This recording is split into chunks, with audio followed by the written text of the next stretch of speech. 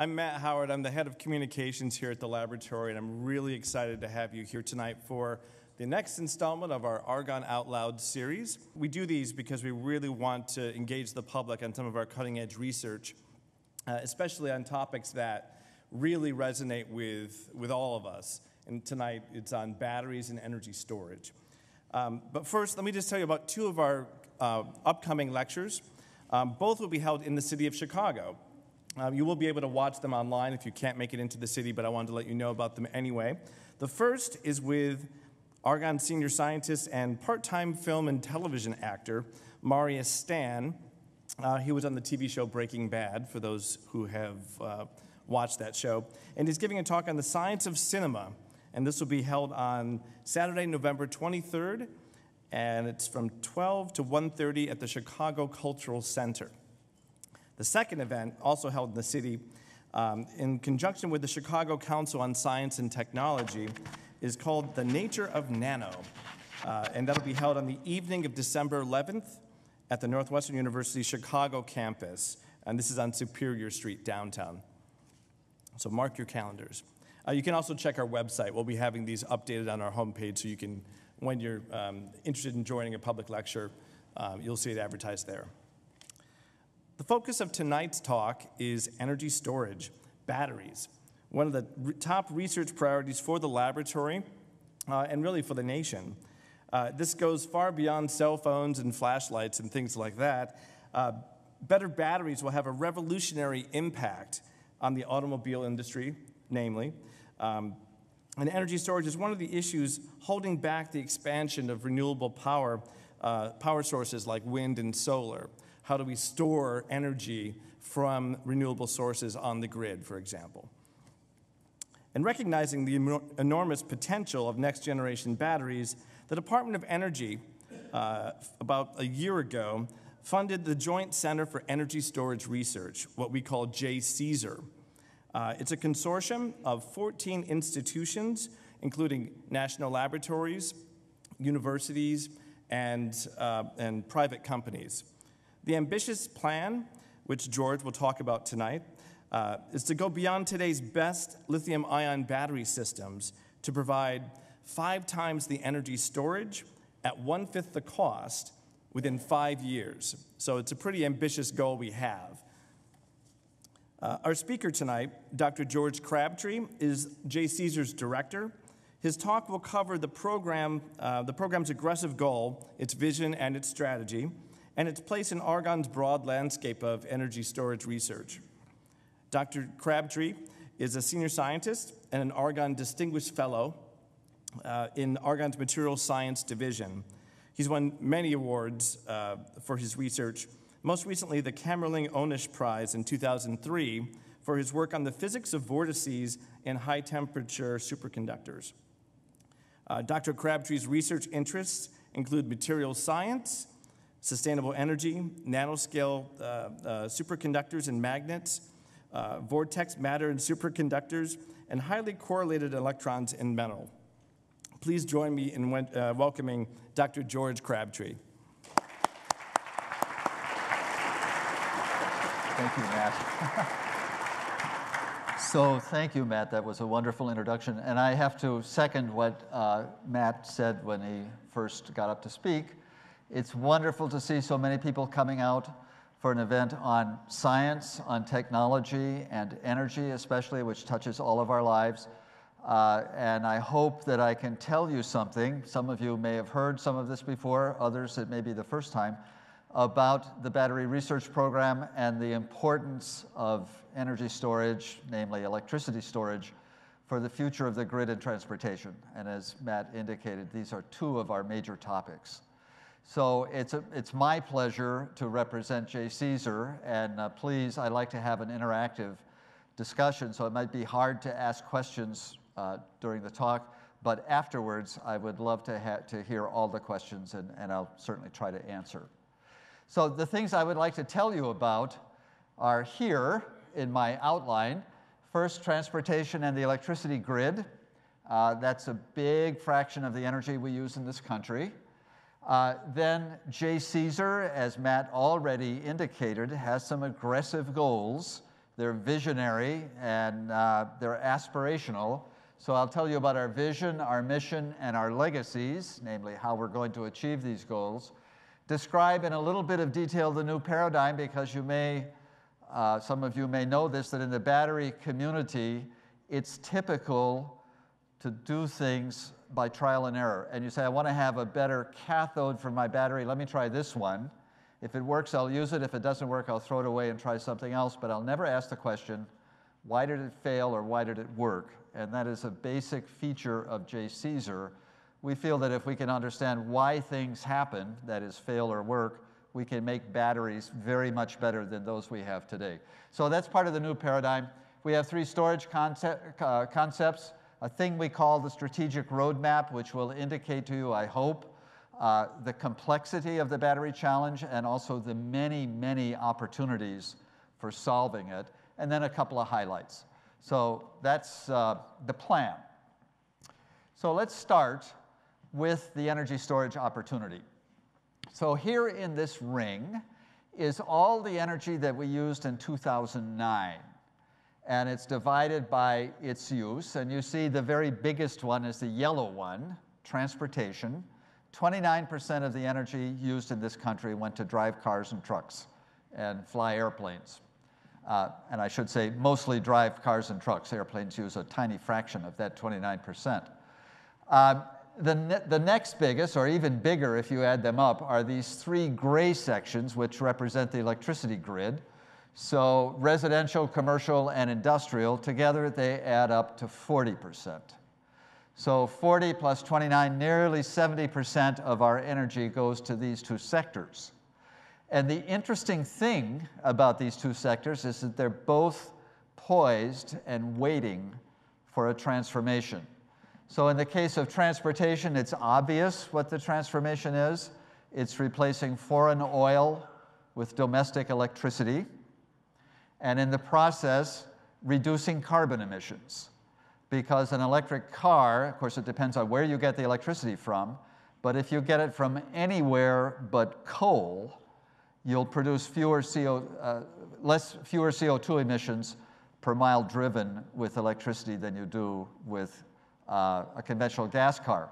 So there are lots of advantages there to electrify transportation. In the electricity grid, there's really 2 transitions going on. The first one, from coal to gas, is already happening, well underway, because of the abundance and cheapness of shale gas. So that's now the choice. And the Environmental Protection Agency helps that by putting requirements for emissions of power plants that coal plants really find it very hard to meet, very expensive to meet. So the first part of this transition is already happening. The second part, and the bigger part, is to go from gas to wind and solar. So wind and solar now makes up about 4% of our electricity. The goal is to have it be 20% or 30%. And technically, there's enough wind and solar. It could be even much bigger than that. Some people are saying 50%, not outside our grasp. But the thing about wind and solar is that they're variable generation. So you can't predict when the wind is going to blow and when the clouds are going to obscure the sun. And that means, for example, in every wind farm, no matter how big, there's usually 1 day per month when the wind doesn't blow at all. And if wind is supplying you only 4% of your electricity, well, you can just make that up from someplace else. If it's 20%, you have to back it up with something. The thing that people back it up with now, or at least the plan, is to build a gas plant right next to the wind farm, which has the same capacity, and you turn it on those days when the wind doesn't blow. A very bad use of resources, because you're building twice the infrastructure that you need for most days, and you use the gas plant only a few days per year. So a better solution is storage, right? So if you could have storage for the grid, you would reduce carbon emissions because you'd be taking gas out of the system and replacing it with wind and solar, and you'd have a sustainable energy supply. So the interesting thing is that both of these transformations are waiting for one thing, the same thing, inexpensive, high-performance electrical energy storage. So this graph shows what JCESR wants to do, its vision, its mission, its legacies. So on the left-hand side, you see the numbers. We've codified all this, and I'm happy to explain those to the technical folks that are interested. But it's easier to understand the concepts. So the vision is, as we were saying, transform transportation and the electricity grid with high-performance, low-cost energy storage. How will we do that? Our mission has this slogan or dictum that we've developed, 555. It means 5 times the energy density, batteries with 5 times the energy density, and 1/5 the cost of today's commercial batteries within 5 years. Very aggressive goal. We'll talk about that in a minute. But how will we do that? We'll do that with what we call our legacies, the things we will leave behind and, in a sense, teach the world about. The first one is a library of fundamental science about the phenomena and materials of energy storage at the atomic and molecular level. And as we were saying earlier, the typical battery R&D operation doesn't operate off fundamental knowledge. They operate off trial and error. Let me try it. If it works, I'll use it. If it doesn't work, I'll throw it away and try something else. So a new feature, which we are introducing into that traditional paradigm, is to understand why it worked or why it failed, and do that at the atomic and molecular level.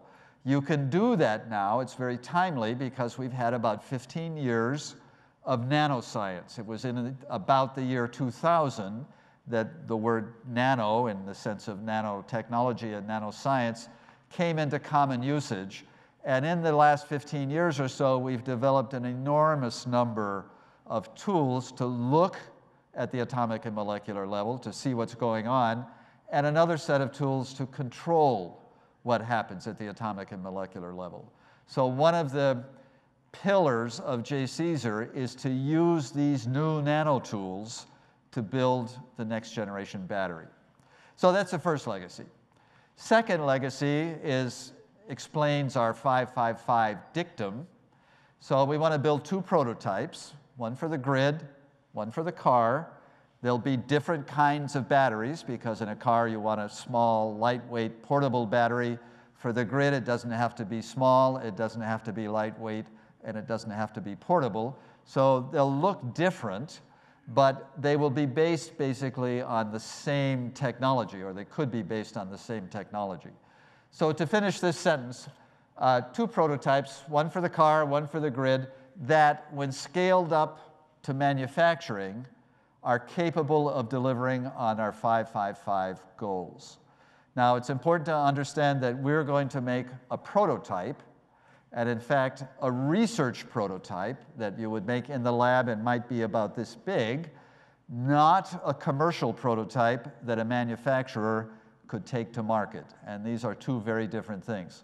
So we will build a prototype that's a proof of principle that demonstrates you could do this, but not the one that will be manufactured. So that's another challenge. We'll come back to that in a minute. The third legacy is very important. And in fact, I don't think we would achieve 555 without this third legacy. It's a new paradigm for battery R&D that integrates discovery science, battery design, research prototyping, and manufacturing collaboration, all in one highly interactive, and the words highly interactive are very important, one highly interactive organization that talks to itself across these boundaries. So you might say our goal is to make the next generation battery. That's true, but we treat these 3 legacies, as we call them, our sub-goals, as equally important. You can't build that next generation battery without implementing all 3 of these legacies. That's our thesis. Okay, why 555? Every time we say 555, everyone says, that's pretty ambitious. True, it is.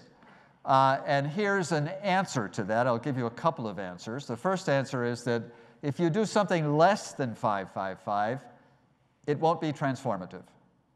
And our goal is to transform, not just to slightly improve, but to change the way we deal with transportation and the electricity grid. So you need that for, we talked about backing up solar and wind farms when they eventually supply 20 or 30% of our electricity. You have to make storage 5 times cheaper to compete with a gas turbine. A gas turbine is just very inexpensive. So there's one of the factors of 5. And in transportation, gasoline car goes maybe 300, or my car, which is a 4-cylinder Honda, goes 400 miles on a tank. The typical mass market electric car, so the Volt and the Leaf, they go maybe 38 or 63 miles, depending on which car you're talking about. So there's about a factor of 5 there in range that you need to make up. So these factors of 5 are not chosen arbitrarily. They're chosen to have a transformational effect. So that's the first point. Second point is that these factors of 5 are well within what science will allow. So the famous statement, scientists always like to do this, take the back of an envelope and a pencil, so not even a computer, and ask yourself, if I did everything right, what's the best battery performance I could achieve? So I don't violate any laws of physics or chemistry, but I get the benefit of going very close to the limit. And the answer the whole community agrees is a factor of 10. So we're asking for a factor of 5, half the theoretical potential. So it's well within the reach of what science will allow us to do. And secondly, it's also within reach of what technology can deliver. So most energy technologies, when they're mature, and lithium-ion batteries are a good example of this, they deliver about half the theoretical potential. And that, as it happens, is exactly what we're shooting for. So we're not shooting for anything that's outside our reach or our grasp. It would be very similar to all the other energy technologies once it's developed and mature. So, but that does bring up another question, how are you going to do this? Lithium-ion batteries are the best battery technology that we've ever seen. That's why they're in our cell phones and lots of other places as well. They operate very well. They, in fact, get better at 5% per year in energy density. If you look at the last decade, that's the trend, that's the average. And their cost goes down by about 8% per year, again, over the last decade. An amazing record. I said that's the best battery technology we've seen. But if you're looking for a factor of 5, you won't get it from lithium-ion. These are just too small, these increases. So JCESR made a strategic decision to look only beyond lithium-ion. So you won't get the factor of 5 from lithium-ion, you have to look beyond it. And one of the features about this beyond lithium-ion space is that it's largely unexplored. So we know a lot about lithium-ion batteries. They've been commercial since the early 90s, so we've got lots of experience with them. We know almost nothing about the space beyond lithium-ion. And that's one reason why JCESR strategically decided to pursue it. There's lots of opportunity there, and we'll see a little bit later that there are many, many ways to create a beyond lithium-ion battery that could, in principle, be 5 times better. So these are some of the background for why JCESR chose to do what it chose to do. Here is our new paradigm. So here's a visual sort of diagram, functional diagram of our new paradigm. And you remember I said, what do? We combine discovery science, that's right here, battery design, research prototyping, and manufacturing collaboration, all in one highly interactive organization. So I should tell you right now, there's an imaginary dotted line between this manufacturing and the research prototyping. We're not going to manufacture, don't have enough money to do that, and we don't know how to do it. Manufacturers have to do that. But we talk with the manufacturers intensely. So that's what it means, manufacturing collaboration, so that well, when we finally make our prototypes, we'll be able to transfer them to the commercial sector easily and quickly. So that's the reason for that fourth component. We bring to the table a lot of special features in every one of these sections. In the discovery science section, we bring a thing called materials and electrolyte genomes. And the idea here is that you need a better anode or a better cathode for your battery. You survey 1,000 or maybe 10,000 candidate materials that could make up that anode or cathode on a computer. You model them, you simulate them, don't do anything in the lab. And you look at all of those 1,000 or 10,000 candidates, and you may find 5 or some small number that are the most promising. You make those 5 in the laboratory. And that dramatically cuts down the time required to survey that huge database of 1,000 or 10,000 materials. So that makes it faster. You can do it a lot faster on the computer than you can in the laboratory. So the materials genome has been around for a long time, well, 5 years or so.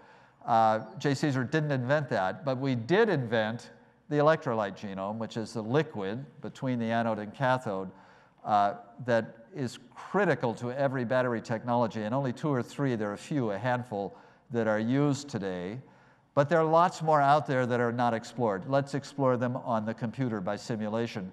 Every one of our reviewers, we had 8 reviewers for our proposal, they highlighted this electrolyte genome and said, that's a good idea, you really ought to do it. So I think we got a resonance there. When it comes to making the materials, we have a thing called the Electrochemical Discovery Lab, EDL. It's many rooms full of equipment. The equipment looks something like this. This has now been designed. So what do you do with this equipment? You synthesize the materials for the next generation battery, and you move it along to various characterization stations to make measurements without ever taking it out of its protected environment, whether it's a high vacuum or Argonne atmosphere or some other atmosphere. And the advantage of that is that you treat every candidate material the same, systematically. So you can compare your measurements one to the other and immediately have a reliable comparison to choose the best ones. So this is now fully designed. The orders are just about out. Some of the electrochemical discovery laboratories already in operation, and it will be a major step forward, a state-of-the-art, new state-of-the-art advance for batteries. When it comes to designing batteries and analyzing the batteries, we do a similar thing to what we did with materials. So we call it building the battery on a computer. And it goes by this technical name, techno-economic modeling. So you take all the materials in a battery design. For example, imagine that 20 different battery designs come from the left, from the discovery science part of JCESR. All 20 will be modeled on the computer for 2 things. We'll be looking at how do they perform and what's the manufacturing cost. So these are our first 2 5s. We'll ask if it's good enough to promote to research prototyping or not. So 20 come forward, 20 are modeled, 4 maybe get promoted. The other 16 that are not good enough are still valuable. It's a good experience because we'll find out why they failed.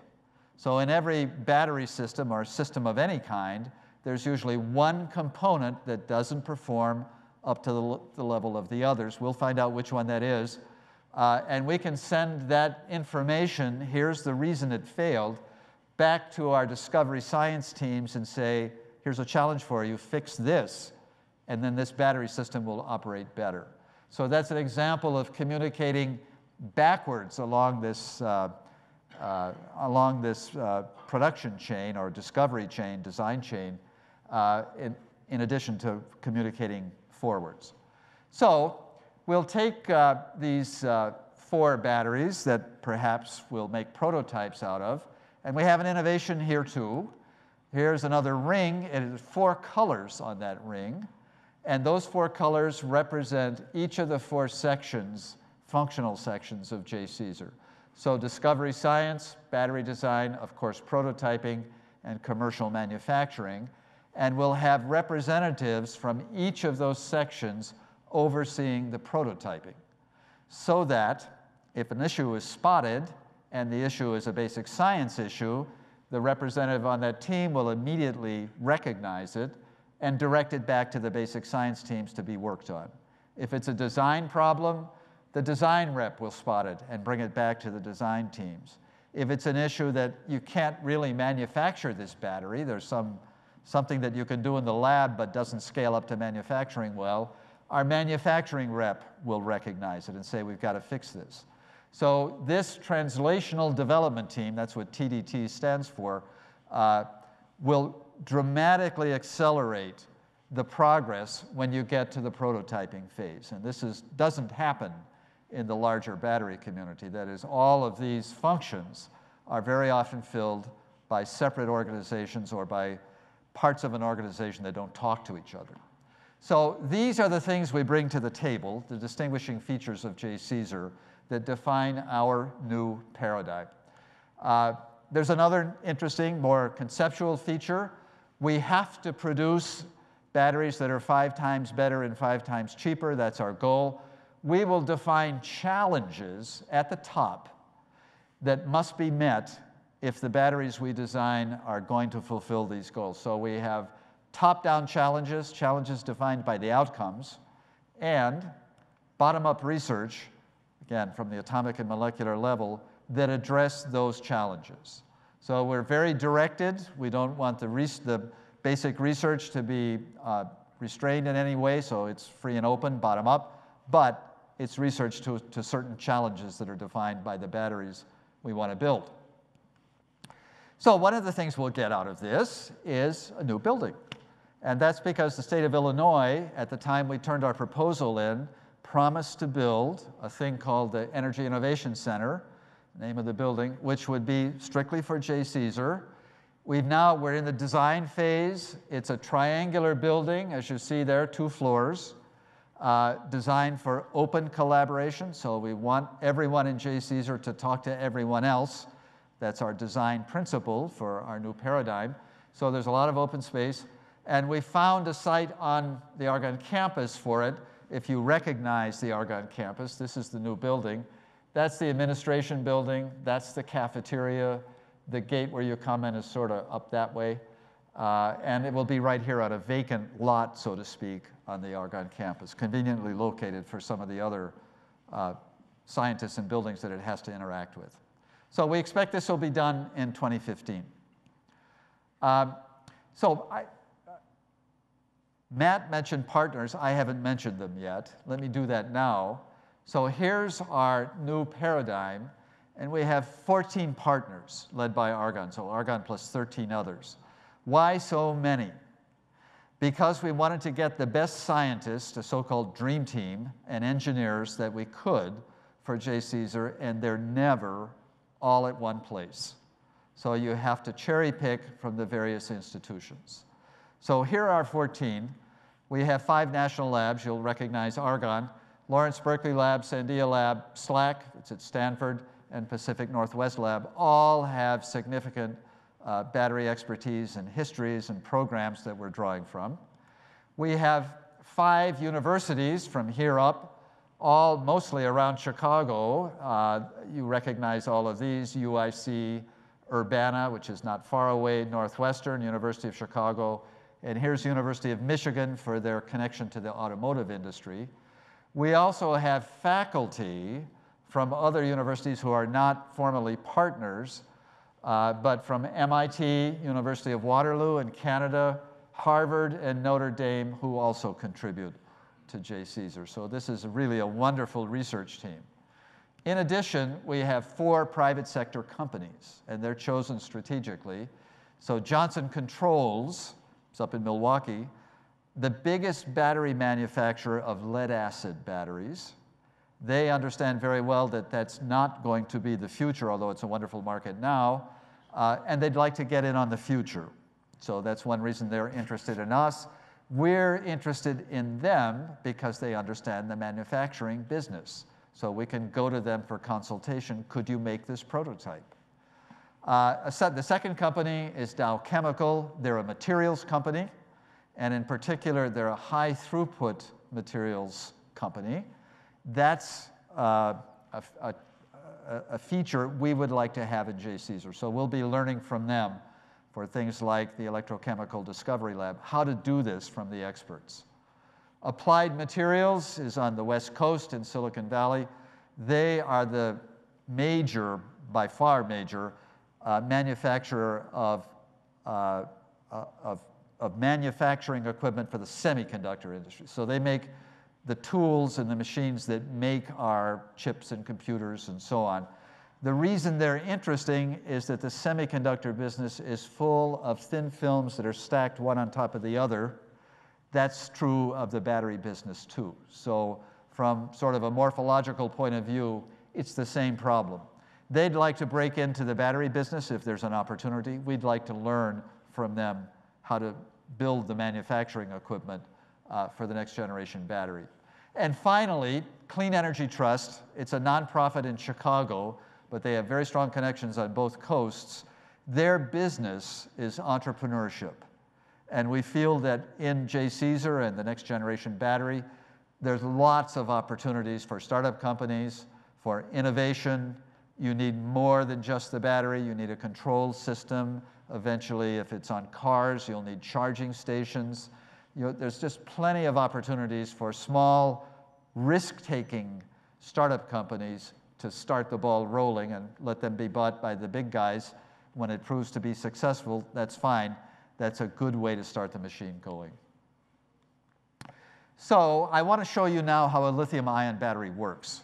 So imagine you're inside a lithium-ion battery. This is the anode, usually graphite, a thing called an interface layer. It's called the solid electrolyte interface, a liquid electrolyte, then another SEI over here next to the cathode, which is typically either cobalt oxide or iron phosphate. And the battery goes back and forth, just as you should see it doing here. It's now on the charge side. So you've applied a voltage to the battery to recharge it. And you see that as each lithium ion comes across, there's an equivalent electron going in the external circuit. So every electron that goes through your car is accompanied by a lithium ion in the battery, which moves in the same direction. So what happens is you cycle the battery, the lithium ions, back and forth, storing energy and releasing on every cycle. That's how a lithium-ion battery works. Now, there are some things we can do better. I mentioned in my outline that there are 3 concepts, energy storage concepts, that JCESR is going to pursue, and here they are. They're actually remarkably easy to understand. So a lithium-ion has 1 charge on it, and that's how it stores and releases energy proportional to that 1 charge. Why don't you replace that with a magnesium ion that has 2 charges, or an aluminum ion that has 3 charges, and immediately double or triple the energy density of the battery just by replacing the lithium? So this is an idea that's been around, not original with JCESR, but there are lots of scientific reasons that prevent just simply making that replacement. And what JCESR will do is investigate those scientific barriers and overcome them so that indeed you can replace the singly charged lithium with a doubly or a triply charged ion. So that's the first idea. Second idea, you'll see here, and you could have seen in the last animation, that the lithium ions are stored between the layers of some layered material. So it's graphite in the case of the lithium-ion battery on the anode. The lithium goes in, it's stored there, it comes out. The graphite stays there, taking up space and weighing something during that entire process. Why not get rid of that intercalation process and replace it with a chemical reaction? So let the lithium react with something that it likes to react with, for example, oxygen, of which there's plenty, of course, in the air, and get rid of the intercalation host altogether. So you get a much higher energy density, and in fact, It's the lithium-air battery is one of the examples that gives you, on the back of an envelope, a factor of 10 more energy density. So you can store a lot more energy in chemical bonds than you can in intercalation, and that is the second idea. So lithium-air is an example, but also lithium-sulfur, sodium-sulfur, and lots of other examples too. Third idea is this one. Instead of having a crystalline anode and cathode, so crystalline electrodes, get rid of them and replace them with liquids. And one of the reasons for that is when you're dealing with an intercalated system, you have to have a working ion and a host that are compatible with each other, that actually work together very well. But you can put almost anything in solution. So you eliminate one of the restrictions on the materials that you can use for anodes and cathodes in the battery. So the liquid could be a true solution, or it could be a suspension. And the number of things that you can think of to put in solution is huge, much bigger. In fact, this has the most unexplored territory associated with it compared to the other two ideas. So there's lots of headroom here for improvement. So these things are called non-aqueous redox flow. Why non-aqueous? We don't want to use water. You want to use an organic electrolyte. And the number of things you can put there is really, really vast. So undercutting all of these three ideas is one cross-cutting opportunity for materials. Use organic materials. Why? Because they're cheap. Secondly, they're abundant. They're made of things like carbon, nitrogen, oxygen, hydrogen. Those things are everywhere. Virtually harmless to the environment, so you can recycle them very easily. And important for us in the battery business, they're complex. So here's a basic organic molecular structure. You can modify that, tailor it, custom design it by hanging ligands off it. So you can make it simply by hanging ligands off this structure. You can make it very soluble or insoluble, very active electrochemically or completely inactive. And it's this tailoring feature that is so appealing to us. So this is an opportunity that especially for the flow batteries, but also for the other batteries that really cross-cuts all of these concepts. So I want to spend a little bit of time talking about our roadmap, because you'll see in a minute why this business is so complex. And that's both a challenge, you have to overcome that complexity, but it's an opportunity. It means there are many routes to getting to the next generation battery. So I start this with a simple diagram, 555 at the top, that's our outcome.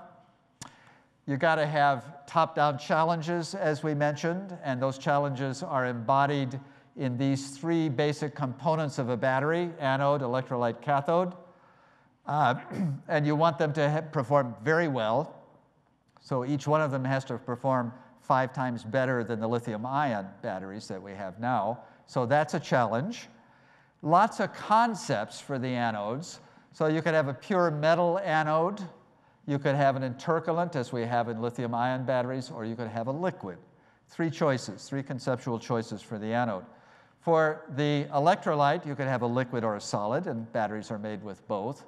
For the cathodes, similar to the anodes, you could have an intercalant, like we have in lithium-ion batteries now. A chemical transformation, for example, lithium-air would be an example of that, or a purely liquid cathode called a catholyte. So you see here 3 anode choices, 2 electrolyte choices, 3 cathode choices. Multiply them together and you get 18. So there are 18 different conceptual ways to build the next generation battery. And already you see some of the complexity and the opportunity cropping up. But it gets better.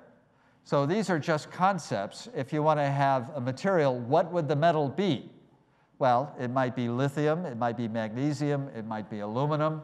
So I've listed here, and there are other choices. So 3 things that this could be. There are lots of opportunities for each one of these concepts. If you put a material on the concept, the number of possibilities goes from 18 to some much bigger number, certainly more than 50 ways to build the next generation battery. And you see, again, the complexity. So we challenge this. We address this by defining 10 science challenges. These are discovery science challenges that have to do with how these concepts operate and how these materials behave. So there are 10 of them that, in a sense, that represent all of those 2 lines. And we explore them in the basic science part, the discovery science part of JCESR. Here are the 3 concepts, and of course a cross-cutting science feature as well. So the point of this part of our functional diagram is to do the basic science of these materials and these concepts. So if you once select materials, of course you do bottom-up research here from the atomic and molecular level, you face now an integration challenge. So you have to find an anode, electrolyte, and a cathode that work together as a system. And that brings you an engineering challenge: achieve the near theoretical energy density in a practical device. And we do that by, as we were saying earlier, building the battery on the computer. And you're starting to see our functional diagram reappear here in this strategic roadmap. Instead of going left to right, it goes bottom up. So there's the battery design. There's the prototyping. And you can now start to pick out pathways. So you might take, for example, a metal anode, a liquid electrolyte, and say a chemical transformation here, and make a lithium-air battery. And in fact, that's represented in that square at the top. And we have done a system analysis, a techno-economic model of exactly this lithium-air battery to understand what are the possibilities for it. You can change that, so you can get rid of the transformation here, take an intercalant type of cathode, and then you get, for example, a magnesium battery, magnesium-ion battery, that might be used for transportation. So that would be, for example, the transportation prototype. And in JCESR, we've already started to make that magnesium-ion transportation prototype. You can do something else, so you can get rid of all of these components and take the liquid anode, the solid electrolyte, and the liquid cathode, and make a redox flow battery. And we've started to model and also prototype, very primitive stage, the redox flow battery. So here you see, in a sense, our progress to date.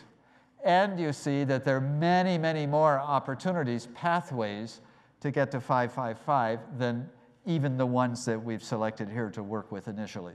So the problem, the challenge, and what JCESR, the new feature that we bring to the table, is incorporating discoveries, innovations to do these things, and the expert judgment of the scientists to choose which are the most promising directions going forward, emphasize them, and as we learn more about them, say a year from now, we may decide, oh, the battery we thought was promising last year, it turns out isn't so promising, but here's another one that looks pretty good, and we'll drop this line and bring on a new line. And this is a critical feature.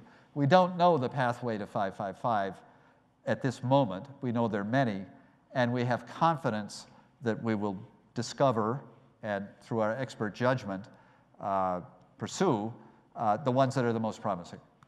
Okay, a couple of more points, then I'd like to have some questions. So I mentioned 3 concepts, energy storage concepts, and you might have thought initially, well, JCESR is trying to make 3 batteries, or 3 battery types. No. We want to combine those concepts so that the ultimate battery might have threads taken from all 3 concepts. And here's an example. We might take a multivalent metal anode, so magnesium with 2 charges, an electrolyte, which we discover in our electrolyte genome, and a flowable cathode, which might look something like this, being a liquid. And you see we've taken elements from all 3 concepts and combined them in a way to produce a potential, a candidate for the next generation beyond-lithium-ion battery. So it's important to know that the flexibility is there to mix and match. And then almost my last point, I want to emphasize that we, JCESR, are a microcosm of DOE. So here's our functional paradigm. Combines research, development, demonstration, deployment. These, on the strip below, are the words that DOE, the big DOE, uses to describe itself. So they talk about grand challenges, things that I'd like to know because they're interesting. Not sure that they're useful, but they're very interesting, and someday they will be. What they call, and we call, discovery science. So I want to discover a new cathode. I want to discover something that will make my battery better. And I'll do the science that leads to that discovery. Use-inspired basic science, I want a better cathode.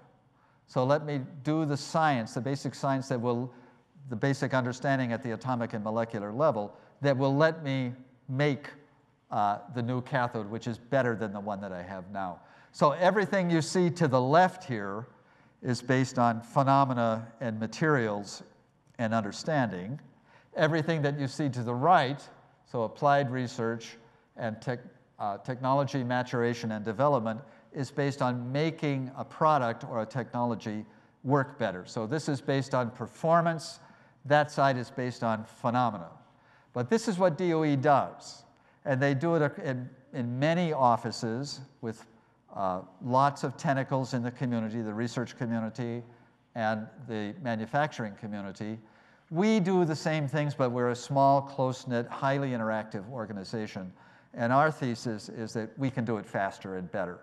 So we can dramatically accelerate the pace of discovery and innovation and shorten the time from conception to commercialization through this highly interactive or small organization.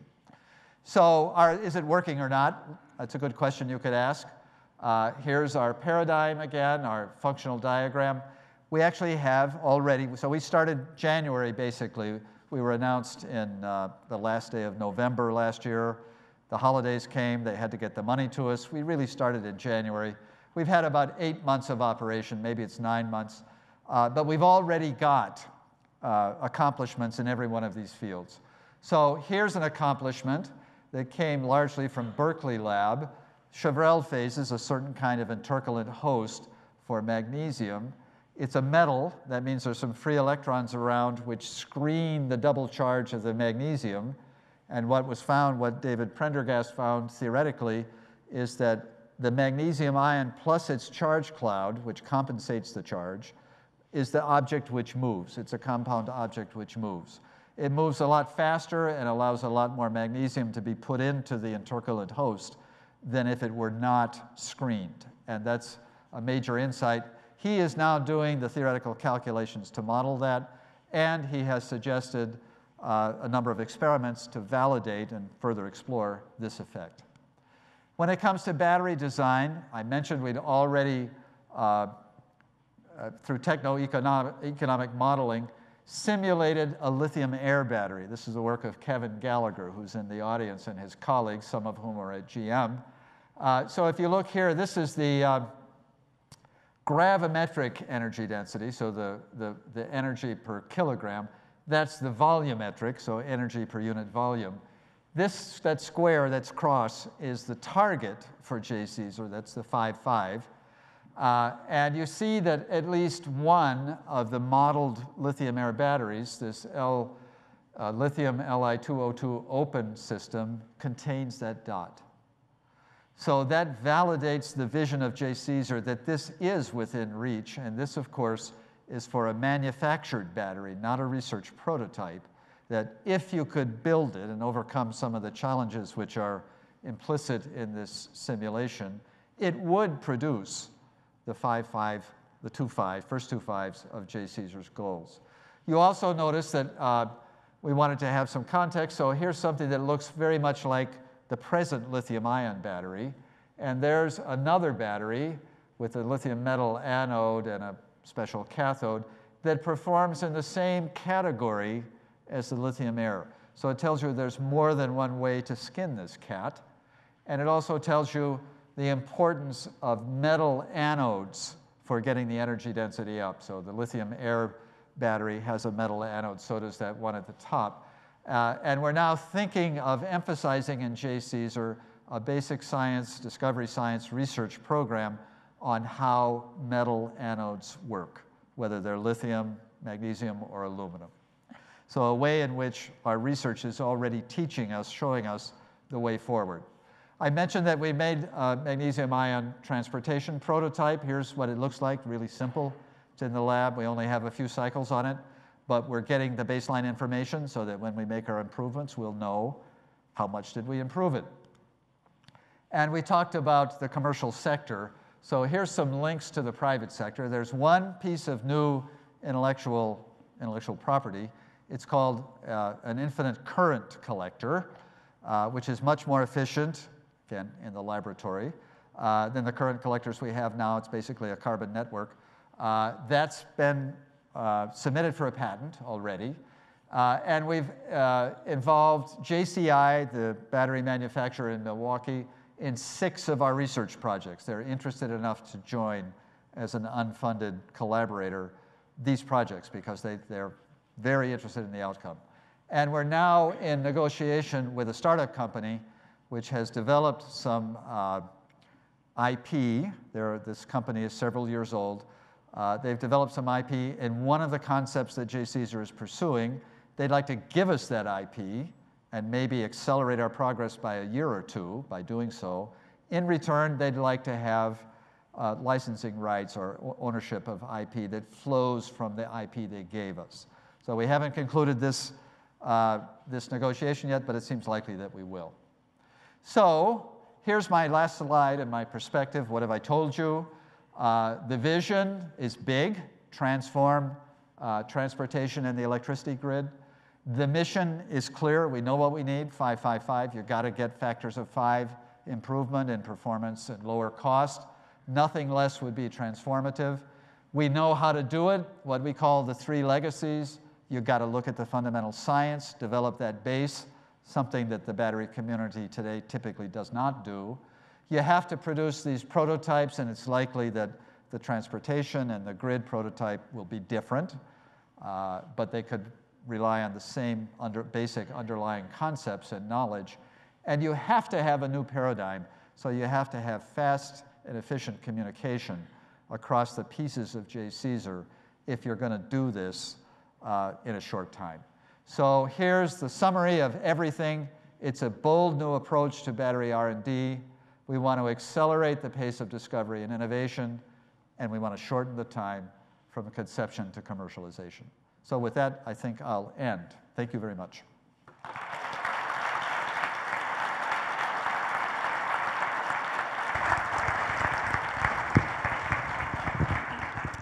Okay, we're now going to take questions from the audience. So please raise your hand and someone will pass a mic to you. There's one right here.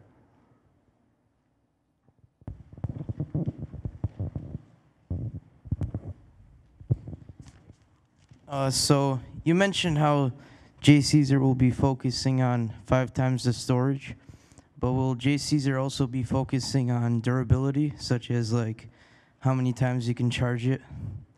Yeah, great question. So in our 555, we didn't mention charging time because we simply wanted to keep it simple and understandable to the wider community, but certainly charging time is a key feature. And I'll tell you a story, you may know this. Chevy Volt goes about 38 miles on a charge. It takes about 10 hours for that charge, to do that charge, if you do it at house voltage. If you divide those 2 numbers, it's about 16 minutes a mile to charge. If you're a fast walker, you can walk to your destination before you can charge your car and drive there. So that doesn't make sense. It's clear that that's an issue, and it will be an issue for many consumers. Overnight charging is quite okay, but if you go to work and want to charge or go shopping and want to charge, it's not. So that's a technical problem. And that is something that we're looking at. And if you look at our numbers, which are not on this graph, we do have a metric for how fast we want to be able to charge the battery. Lithium-ion batteries, I mean, inevitably, if you just crank up the voltage, it'll charge faster, but you do damage to the battery. And it depends on which one do you value the most. I want to charge fast and have my battery wear out sooner, or the other way around. So that's something that it's a technical problem and it needs attention, and we're looking at it. Also that, but I also, like, will you be focusing on how many times you can charge the battery? Right. Yeah, so how many cycles? So, I mean, the batteries you buy now are guaranteed for something like 8 years. And I'm pretty sure that there's not very much experience behind that guarantee, so it's a guess. And as the 8-year mark goes by, you may see a lot of people selling their cars or doing other things in response to that piece of information. But I think we need to know that a little bit better than we do know it. And again, you learn that from experience. Okay, thank you.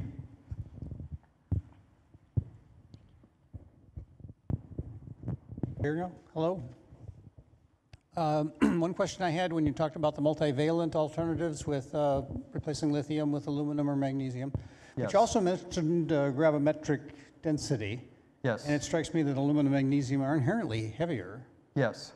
So does that really pay off? You get 3 times as more electrons, but the weight is way higher heavier. too. So how do you win or not? Right. So if you did everything else being equal, so you still used intercalation hosts and simply replaced lithium with magnesium or aluminum, it's a question you'd have to ask, and it would depend on circumstances.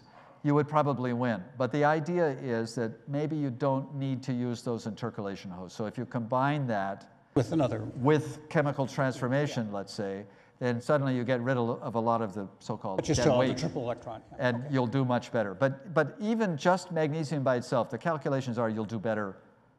Not a full factor of 2, because as you mentioned, the magnesium is heavier. But actually, it's the packaging and other things that put most of the weight into the battery. Very true. So it doesn't go up proportionally, and in fact, it's still a win. Good point. Thank you.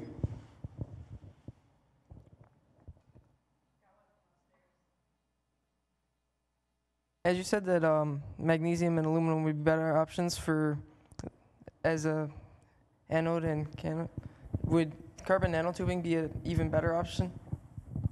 Sorry, I missed the question. Could you repeat? Would carbon nanotubing be a better option than magnesium and lithium and aluminum? Would carbon? Yes.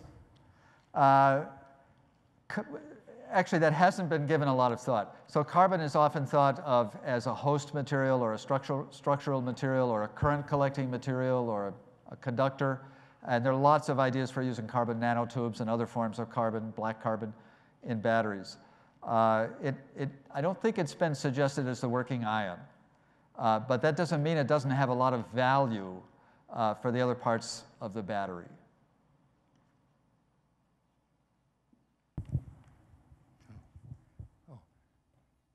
Yeah, you mentioned in your slides there that in the national grid we generate electricity by coal, gas, and wind and solar. Yes. And then you need batteries to store the energy inconsistency of solar and and that kind of thing. What about nuclear energy? That fusion and fission reactors, you wouldn't have to need any storage system. Yeah, that's a great point. So, I mean, there are lots of ways going forward, and you don't have to rely on renewables for expanding the grid capacity. You could think of other things. Most places, China maybe, well, let me not characterize any countries, but there's a strong movement to go renewable. The impact on things like nuclear reactors is different. So they typically have a base load. You don't want to run them up and down at all. If your renewables get to a certain level, and Germany is talking about very high levels above 50%, 60 or 70 or even 80%, then it may be that the only way that operates is when they're running full blast, both wind and solar, is to curtail the nuclear or the conventional gas. And that's a challenge. I think where we are right now, and probably for the next 5 to 10 years, it's not going to be a problem we face in reality. We certainly face it on paper, and we need to find a way to solve it. But there are many solutions to that problem, and there are many opinions about what the best solution is. I think the market, the regulatory environment, and the technology, and of course, public acceptance, what people will take and not take, it's a combination of those things that will determine what do we finally do about that. But you raise a question that I think is being debated. This question comes from Twitter. This is from somebody actually who's in Indiana right now. His question is, what are your thoughts on alloy anodes? Sorry, I missed that. What are your thoughts on alloy anodes? Alloy anodes. Yeah. Yeah. Good technology. In fact, JCESR and the battery program at Argonne, which preceded JCESR, has looked into alloy anodes extensively. And one nice thing about them is that there's lots of variety there. Like you can alloy with many different components, metals. You can alloy to many concentrations, and you can alloy with even more than one component. So it's a wide open area.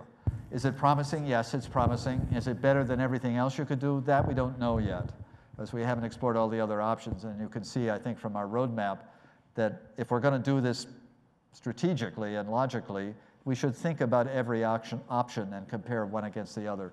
So alloys are quite live, and we'll have to see over the next 5 years how they go.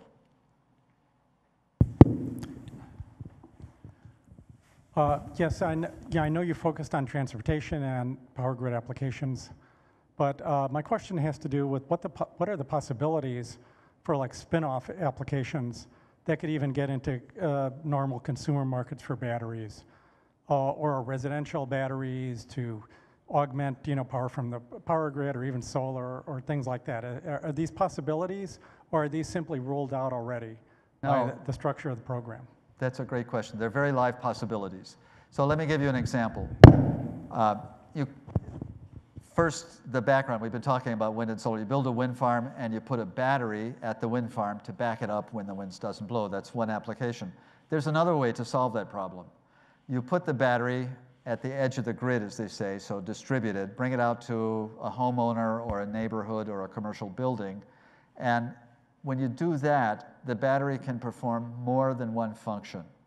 So for example, let's say I'm a homeowner. Let's take the smallest example. I'm a homeowner. I put a solar panel on the roof and a battery in the basement. I can make them both DC, because the solar panel is DC to start with. The battery is DC, it charges and discharges DC, and most of the things I do in my house are in fact DC. So light bulbs happen to be AC, they could just as well be DC. LED light bulbs have to be DC. My computer, the first thing I do when the AC comes in is transform it to DC and then use it at 5 volts or some other voltage. So if you restrict the system to your house, you can do away with a lot of the switching from AC to DC, save money and simplify the systems. That's one thing. Second thing is that you get more than just smoothing the solar power from the roof. So that battery system can also act as a backup in case, for example, a tree limb hits the power line and you can't get external power. Well, I've got my battery in the basement. It also can act to improve the power quality. So digital power quality is a higher level than our typical non-digital uses. So for computers can be, they'll drop out if the frequency changes or if there's a momentary drop in voltage. You can prevent that with your battery system. So you're getting, at least with that example, 3 functions in one. And the feeling in the storage analysts, the feeling is that the big payoff from storage will come from these multifunctional applications where you get more than one payback. So that's an advantage of doing it in your house. You could imagine now a commercial building is a bigger base for a battery system and would operate differently, but still very much smaller than anything you would have for a wind farm. And a neighborhood grid, microgrid for the neighborhood, would be in the same category. Which one of those is going to turn out to be the best, don't know. But that analysis really hasn't been done. And let me add, since I'm on this subject, add one more thing. JCESR's goal is to reduce the cost of storage by a factor of 5. Almost all the analyses now take the present technological cost of storage into account in doing their analysis. If it were a factor of 5 less, then suddenly things that are not economical now would be economical. And you would have a completely different picture of where storage would be employed in the grid. We're trying to get people to do these studies now that we've announced our goals and they're out there in the community. And I hope that within a couple of years, we will have a couple of studies that say the impact of 5 times less storage cost is this. And I'm expecting it would be significant. If you were successful meeting your goals on a lithium battery, for example, how much lithium is there in the world, or what % of this power could you store with the amount of lithium that is available in the world? Great question, and one I didn't really address at all.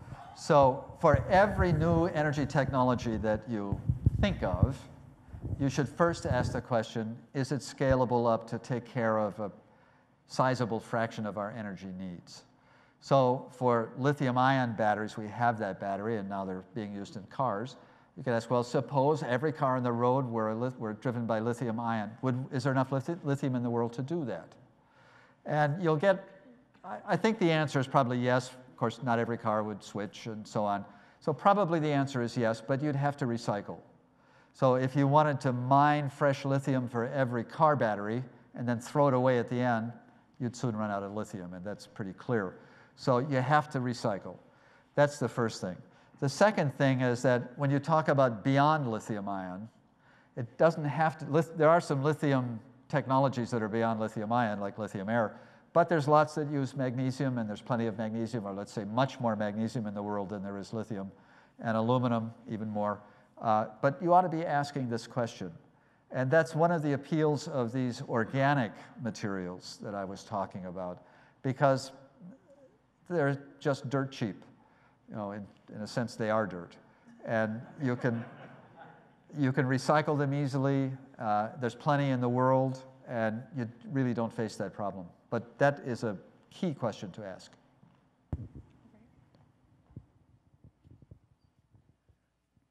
Okay, with so many collaborators, then who would eventually own the IP coming out of such a collaborative effort at the JCESR? Sorry, I missed the question. With so many collaborators, who would eventually own the intellectual property coming out of? Okay, great question. Also, didn't address that one either. So we expect to produce a lot of intellectual property. In fact, you know, that's in a sense our goal. And how do we deal with that? So before our proposal was submitted, so this was a year ago last May, we had already worked closely with our partners to create an intellectual property plan which was signed and executed before the proposal went in. It has some interesting features. So one feature is that by agreement, Argonne will be the sole negotiating agent.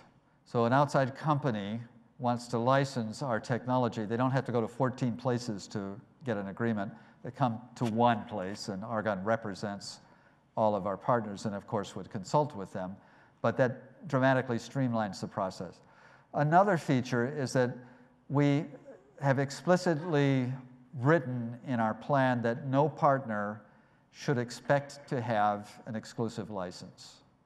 So it doesn't mean that they won't get one. It doesn't mean that we might not negotiate an exclusive license with someone just because it makes sense from the JCESR point of view or from the point of view of getting the technology out there. But no partner has the right to expect that. So these two things are key features of our policy. Now, who owns it? Well, if Argonne does it by itself, Argonne owns it. If Argonne and 3 others of the 14 partners collaborate to do it, we all own it. We'd have to then negotiate, you know, how much of it does each one of us own. But this is pretty standard in the field. So this is one of the models that is out there. And we're not really anticipating a problem there. So our IP plan, it doesn't in advance handle every situation that will come up. It's more of a framework, but it sets a framework that would allow solutions, reasonable solutions for, we hope, every situation that would come up. My question relates to those very situations you were discussing.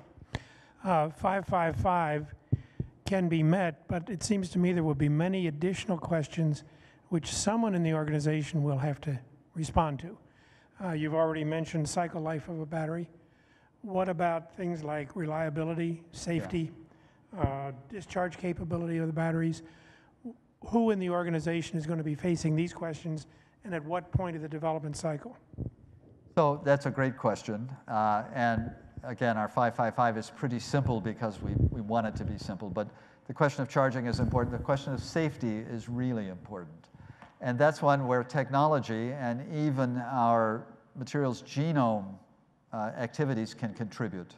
So for example, in the present lithium-ion batteries, there are two cathodes you can use. And one of them has a runaway reaction with the electrolyte that happens at some elevated temperature, but has a high energy density. The other one, it's a higher temperature where that runaway reaction occurs, so it's safer, but it has a lower energy density. So the customer, in a sense, has to make a choice. Which one is more important, the energy density or the safety? And you can trade these off against each other. But in our designs, and especially in our materials genome activity, we can survey all the possible side reactions that would happen with a given cathode and a given electrolyte, and look for the ones where they happen at very high temperatures, so they're less likely to occur. That would give us a safer battery. So it's possible to design that safety feature in. At the moment, I mean, we're doing that survey right now, so we don't know what the outcome will be, but it's something over which we would have some control. And the other things you mentioned, I think, are in a similar category. All right, let's take two more questions. There's one here and there's one in the back. So we'll start you in the third round. I think you touched on my question, but I know that lithium batteries are impacted by temperature, low temperature, they lose capacity. Will your computer programs use temperature and try to, it's a chemical reaction, so, temperature might be used as a catalyst or titration by even agitation or something to improve, it could be mechanical agitation to make a better battery, So if I got the question, correct me if I'm wrong, it was about temperature, about low temperatures, and the operation of, say, lithium-ion or the next generation of batteries. How do we look that, and how do we up? Yeah. So yes, again, it's the kinetics of a reaction. So when it gets cold outside, I mean, the rule of thumb, every chemist knows this, every 10 degrees centigrade that you go lower, reactions go half as fast. So when you get down to zero, the battery doesn't have a lot of chemical reactivity left in it. It's hard to start. So you can just keep the battery warm. That's one thing. If it's a grid battery, you can do that by putting it in a house that you heat. If it's your car battery, you can put it in your garage that you heat, or you could screw a little heater pad into the battery and plug it in just to keep it warm overnight. The solution is to find a battery that operates better at lower temperatures. And that is, in fact, one of the things that you can design in. So you can ask for a given set of, say, anodes and cathodes and electrolytes, what are the reactions that take place, and how does the rate depend on temperature? And again, it's a choice of the material. Now, you'll inevitably have to make compromises because you can't satisfy all the requirements that you want, but you can have some control over that. So, I mean, great question, and I think a part of the answer is actually, in the beyond lithium-ion space, there are so many battery designs and configurations using different materials and concepts that have not been explored, that the probability is good, there's a good chance, that you can satisfy the conditions that you're really most concerned about. Unlike lithium-ion, which you're pretty much stuck with what you have. There's a little variation, but not as much as in the beyond lithium-ion space. Okay, sorry. You mentioned near the beginning that the fundamental limits of battery performance are about 10 times beyond where they are now. And I was wondering if you could comment on what places the fundamental limit on how good a battery can be. I'm sorry, I'm having a little trouble here. Could you repeat that again? Yeah, sure. I was just wondering, can you tell us what is it that places a fundamental limit on how much energy you can store in a battery? Which you said is about 10 times away from where we are. Yeah. Oh, okay, great question. So the energy density is determined by the voltage window between the anode and the cathode, and that's pretty much determined by the electrolyte that you can find. So electrolytes have voltage windows that are either small. In case of water, as an electrolyte, it's 1.2 volts. That's very small. The electrolytes that are used in lithium-ion can be as high as 3 or 4 volts. So the higher the voltage, the higher the energy you can store. The other thing, it's voltage and one other quantity, the amount of charge that you can put into the cathode or the anode, or the amount of charge which oscillates back and forth between anode and cathode. And that depends on the holding power of the anode and cathode. So right now, one of the best anodes we know about, which is not really used in batteries yet, is silicon, which has a capacity for holding charge that's about a factor of 10 better than what we now use for lithium ion. Now, that doesn't mean that you'll get that factor of 10, because you have to pair silicon with an electrolyte and with a cathode, and if they don't also have a factor of 10 more capacity than the present lithium-ion batteries, you won't get the full factor of 10, you'll get something less. But the fundamental, I think the answer to your question is, it depends on the material that you choose, and that depends on the database of materials from which you choose it. So if you can find a material, say an electrolyte with a high voltage window and an anode and a cathode with a lot of charge capacity, then that determines the limit for those materials. And it's just a question of what materials do you have out there. There's no fundamental law that says it's always less than a certain amount, no matter the material. It's very material dependent. And that's one of the reasons why it's important to do these genomic surveys, so that you're looking at 1,000 or 10,000 materials. So you think you've probably got a base that's big enough to capture most of the possibilities. Thank you, everyone. Please join me in thanking George for a really thoughtful and thorough discussion.